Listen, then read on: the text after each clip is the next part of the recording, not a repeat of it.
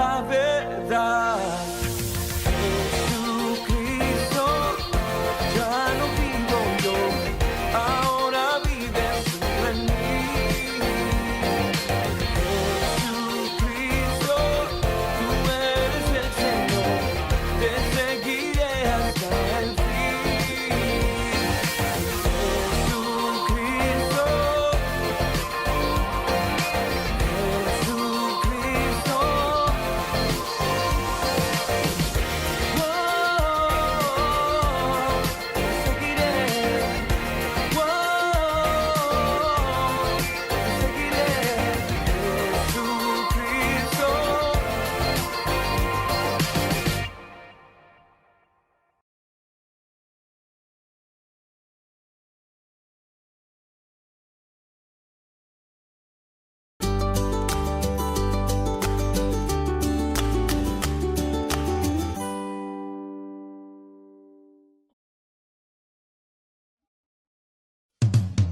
Salmo 118:24 dice: Este es el día que hizo el Señor, nos gozaremos y alegraremos en él. Canta conmigo. Este es el día que hizo nuestro Señor, me alegraré. Este es el día que hizo nuestro Señor también. Oh, oh, oh, oh, oh. Este es el día que hizo nuestro Señor, promesas nos dio. Este es el día que hizo nuestro Señor también. Hay un canto muy especial de alabanza en mi ser, en mi corazón, es sobrenatural, oh Dios. Y yo cantaré, bueno es Dios,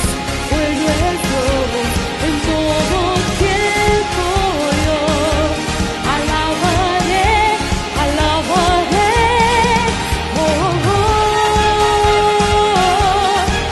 oh. Este es el día que hizo nuestro Señor, promesas nos dio. Este es el día que hizo nuestro Señor también. Hay un canto muy especial de alabanza en mi ser, en mi corazón, es sobrenatural, oh Dios. Y yo cantaré, bueno es Dios, en todo tiempo yo alabaré, y yo cantaré, bueno es Dios, en todo tiempo yo alabaré, oh, oh, oh, oh.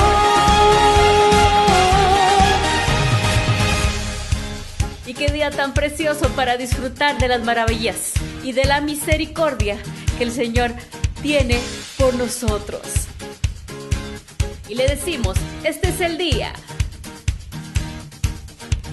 Este es el día que hizo nuestro Señor y yo lo alabaré, yo me alegraré. Este es el día que hizo nuestro Señor y yo lo alabaré, yo me alegraré. Este es el día que hizo nuestro Señor y yo lo alabaré, yo me alegraré. Este es el día que hizo nuestro Señor y yo lo alabaré, yo me alegraré. Oh, oh, oh, oh, oh, oh, oh, oh.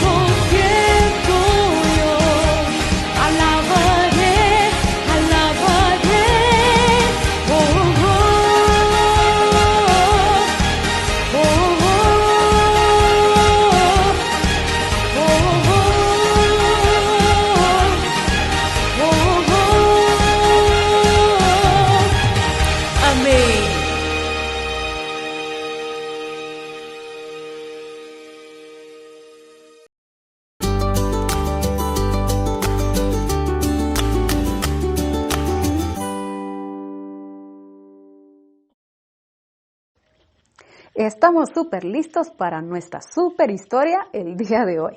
Esta historia tiene a Jesús como el protagonista. Y Jesús obviamente era un hombre famoso, conocido en su tiempo y hasta el día de hoy. Tanto es así que la historia se divide en antes de Cristo y después de Cristo.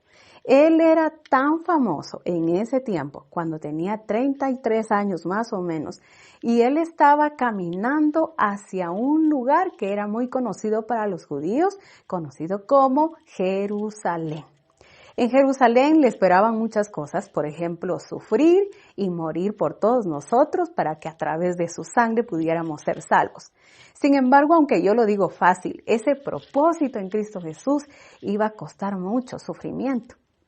Así que Jesús sabía a qué iba y estaba preparando todo para su entrada. Anteriormente, en el pasaje que el día de hoy vamos a estudiar, que es Lucas capítulo 19, versículos 28 al 44, que es una historia que te recomiendo que leas, aparecen dos sucesos y uno de estos tenía que ver con que Jesús entró al templo y estaba muy molesto, muy enojado, porque el enojo no es malo, realmente muestra una reacción justa a algo injusto. Así que Jesús viene y se enoja porque están usando su templo, aquello que había sido diseñado para orar, como mercado, en donde la gente robaba, en donde había mucha bulla, donde no se podía hacer algo para lo cual se había diseñado ese templo. Ahora, el segundo suceso, el segundo relato tiene que ver con una higuera. Yo no conocía la higuera, pero hace unos días en el patio del Colegio Robinson me encontré una higuera muy bonita, unas hojas súper grandes, y dice la Biblia en esa historia que Jesús se acerca, busca en las hojas de higo porque tenía hambre y no encontró ni un solo higo. Y Jesús se molesta otra vez porque las higueras están para que den fruto. Y si no están dando fruto, entonces ¿cuál es su propósito?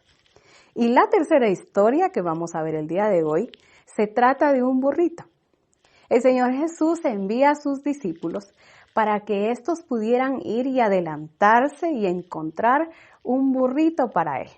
Ahora, por supuesto que el burrito era prestado, pero ni siquiera lo había prestado el Señor. Solo estaba enviando para que pudieran ir a desatarlo y traérselo.